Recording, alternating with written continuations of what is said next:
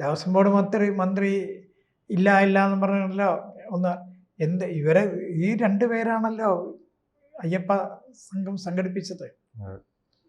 അയ്യപ്പൻ നോക്കി നിൽക്കുകയാണ്, അനുഗ്രഹം കൊടുക്കാൻ വേണ്ടി നോക്കി നിൽക്കുകയാണ് അയ്യപ്പന്. ഇപ്പം അനുഗ്രഹം കൊടുക്കും, അതുറപ്പാ. അതോടൊപ്പം തന്നെ ഈ പാർട്ടി സംരക്ഷിക്കുന്നു. അതിനു മുൻപ് നാം പണ്ടൊരു കാര്യം ചർച്ച ചെയ്തിട്ടുണ്ട്, പാർട്ടി ദേവസ്വം ബോർഡിൽ പിടിമുറക്കുന്നു. ഇനി കൂടുതൽ പിടിമുറുക്കുകയാണെങ്കിൽ ഇനി നഷ്ടപ്പെടാൻ എന്താണുള്ളത്? അവിടെ നഷ്ടപ്പെടാനുള്ളതൊക്കെ കഴിഞ്ഞു. ഇനി വരുന്ന ആൾക്കാരുടെ പൈസയുണ്ട് പിടിമുറുക്കിയാൽ.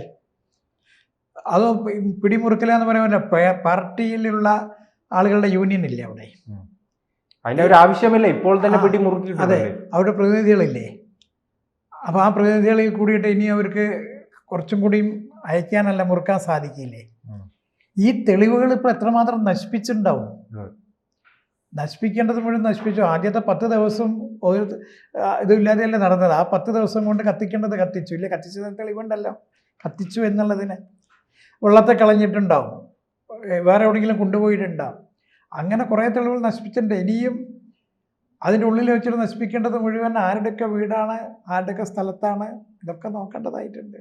കൂടുതൽ വാർത്തകളും വിശേഷങ്ങളും നിങ്ങളിലേക്ക് എത്താൻ ABC മലയാളം സബ്സ്ക്രൈബ് ചെയ്യുക, ബെൽ ബട്ടണും അമർത്തുക.